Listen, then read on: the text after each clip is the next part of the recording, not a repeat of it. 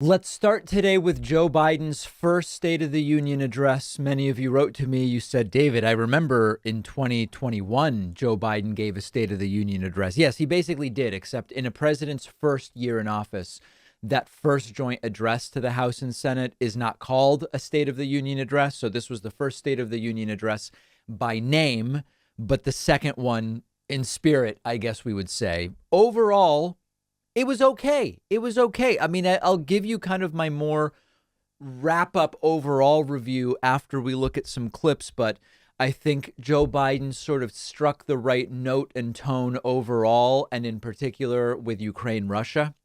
That was probably the strongest part, and he opened with that. There was a bunch in the middle that was very so-so, and a lot of kind of vague throwing out things he's going to do, which will obviously never see the light of day, with absolutely no explanation as to how some of those things would even be possible. And we will get to that. But overall, you have to remember, this is a particularly weaponized Republican Party whose goal is just stop Biden at any opportunity. Just don't let him do anything. And given that context, it is difficult to put together a speech that Republicans in any real way are going to be satisfied by. But let's just get right into it. Joe Biden opening up with a statement of solidarity with Ukraine. 6 days ago, Russia's Vladimir Putin sought to shake the very foundations of the free world, thinking he could make it bend to his menacing ways. But he badly miscalculated. He thought he could roll into Ukraine and the world would roll over. Instead, he met with a wall of strength he never anticipated or imagined. He met the Ukrainian people.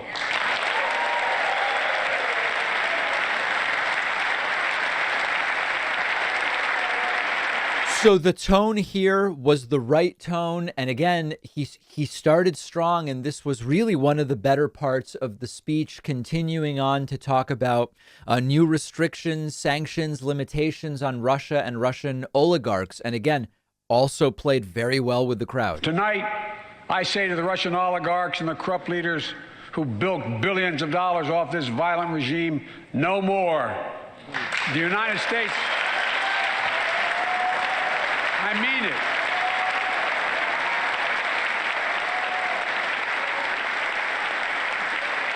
The United States Department of Justice is assembling a dedicated task force to go after the crimes of the Russian oligarchs.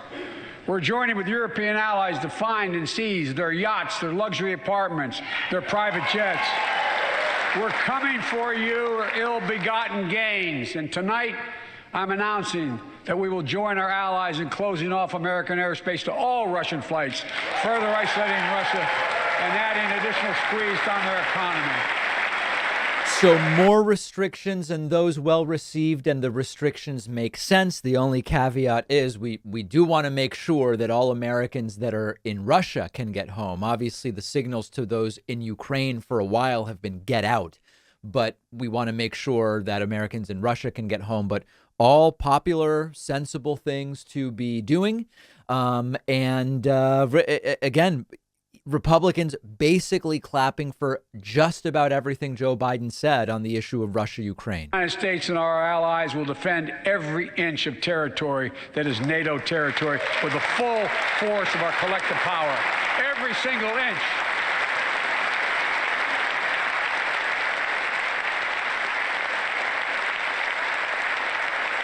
Okay, so that stuff, very strong and very popular with the entire crowd. And then it became a more typical State of the Union address. Republicans, for example, booing when Joe Biden correctly points out Donald Trump's tax cuts disproportionately benefited the rich. They did.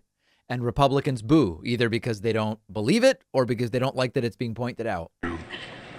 Unlike the $2 trillion tax cut passed in the previous administration, that benefited the top 1% of Americans. The American Rescue Plan helped working people and left no one behind. So a bit of a strange false start there from Chuck Schumer, but the Republicans booing Joe Biden's comment about who benefited from Donald Trump's tax cuts, although what Joe Biden said was perfectly accurate. At an almost immediately subsequent point, Joe Biden talks about what has been record job growth under the Biden administration. And of course, it is true. And we can flesh that out further by talking about this sort of unique COVID recovery period in which Joe Biden started his presidency. Needless to say, at one point, the camera points to Mitch McConnell, and McConnell looks like he had some bad clams before the event upon hearing about record job growth. We created jobs, lots of jobs. In fact, our economy created over 6.5 million new jobs just last year. More jobs in 1 year than ever before in the history of the United States of America. The economy grew at a rate of 5.7 last year, the strongest growth rate in 40 years. And the first step in bringing fundamental change to our economy that hasn't worked for working people in this nation for too long. For the past 40 years. And there's Mitch McConnell, who just looks like something was wrong with the muscles, if you know what I mean, at dinner beforehand. Then Joe Biden started getting into some of sort of the general policy ideas, and a lot of them made for okay rhetoric. But I'm going to be honest with you guys, a lot of these are basically impossibilities. Let's listen to the first one. That means make more cars and semiconductors in America. More infrastructure and innovation in America. More goods moving faster and cheaper in America. More jobs where you can earn a good living in America. Instead of relying on foreign supply chains, let's make it in America. Look, economists.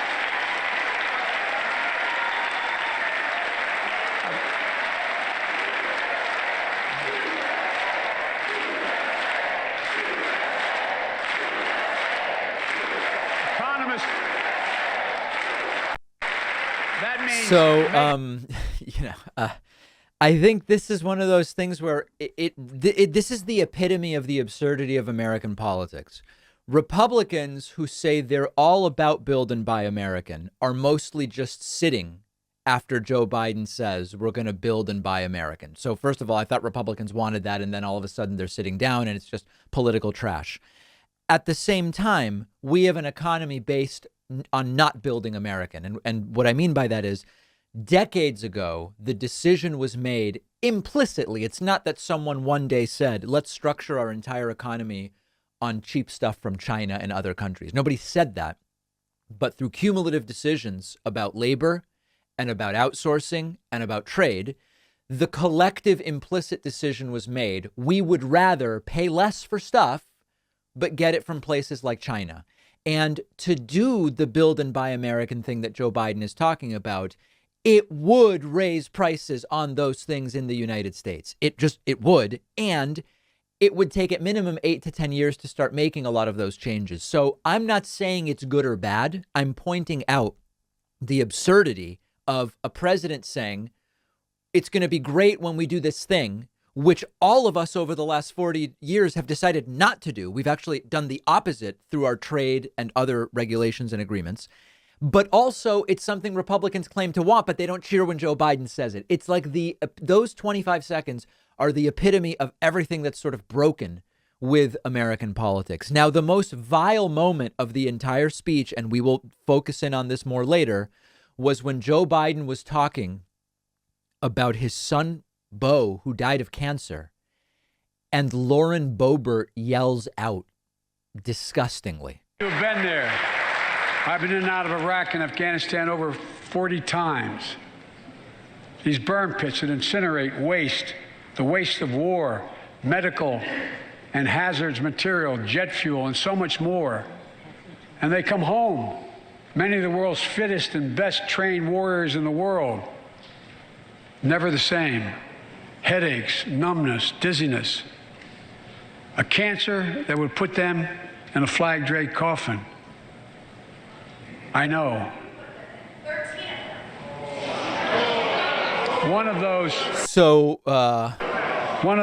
soldiers was my son, Major. Yeah. That was Lauren Boebert, and we're going to talk about that a little later. The most disgusting moment I ever remember from any State of the Union. Joe Biden then talking about corporations and the wealthy paying higher taxes, and Elizabeth Warren liked it. Looking to punish anybody. But let's make corporations and wealthy Americans start paying their fair share. Look, last year. So Elizabeth Warren liking that one understandably, then a sort of kind of like a muted, we've done pretty well and are ready to kind of start moving on from COVID. Not like the huge mission accomplished, but sort of one. For more than 2 years, COVID has impacted every decision in our lives and the life of this nation. And I know you're tired, frustrated, and exhausted. That doesn't even count the close to 1 million people who sit at a dining room table or a kitchen table and look at an empty chair because they lost somebody. But I also know this, because of the progress we've made, because of your resilience and the tools that we have been provided by this Congress, tonight I can say we're moving forward safely back to more normal routines.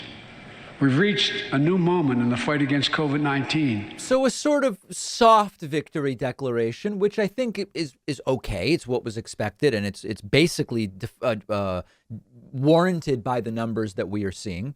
At another point, Joe Biden talking about the importance of funding police. All agree the answer is not to defund the police. It's to fund the police. Fund them.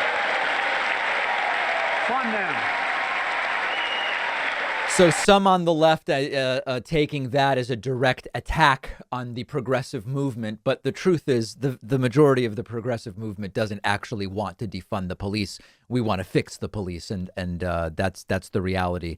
Lastly, Joe Biden again finishing strong on the topic of Ukraine and go get him. Go get him. The final line of the night. I've come to report on the state of the nation, the State of the Union. And my report is this. The State of the Union is strong because you, the American people, are strong. We are stronger today. Than we were a year ago. And we'll be stronger a year from now than we are today. This is our moment to meet and overcome the challenges of our time. And we will, as one people, one America, the United States of America. God bless you all, and may God protect our troops. Thank you. Go get him. Go get him, seemingly, apparently related to Vladimir Putin. So, okay, my honest rating, if I just say this is what it was, with normal standards, right? I mean, Trump really threw off our barometer, but with normal standards, this was probably a B. The opening Ukraine section was good. It was the right tone. The entire speech was probably the right tone and energy. There were endless disjointed transitions that were extraordinarily abrupt. A lot of very vague ideas thrown out. At one point, Joe Biden saying, we're going to crack down on people charging customers too much for things. Like, wait, are you suggesting price controls? Like that's a really big deal. What are you talking about? Are you proposing legislation? Absolutely no idea. And I understand it's a State of the Union. You don't lay out everything in detail, but there were so many of those things thrown out, which are obviously never going to see the light of day. So I would give it a B overall, with many elements that were what was needed given the situation in Ukraine and Russia, not made easier overall by the fact that the Republican Party has become a parody of itself. So that's my thought. Let's now talk about the most vile moment ever in a State of the Union address. I want to introduce you to Immi, the world's first instant ramen that is low carb, high protein, and 100% plant-based. Each serving of Immi is packed with 21 grams of protein, 19 grams of fiber, has only 5 net carbs, works for keto diets, and 35% less sodium than traditional ramen brands. I've been making it at home just like any instant ramen. It's ready in just a few minutes. You can use the microwave, you can use the stovetop. You really can't beat the convenience. But with Immi, You can feel good about the ramen you're eating because of all the fiber, the lower sodium, and it is plant-based, which I love, even though I'm not vegan or vegetarian. But the best part is it's so well packaged. It comes in flavors like spicy beef, tom yum shrimp, black garlic chicken. The taste and the quality of the ingredients really sets it apart from any other instant ramen I've had. And Immi is giving my audience $5 off a variety pack when you go to immieats.com/Pakman and use the coupon code Pakman. The link is down below.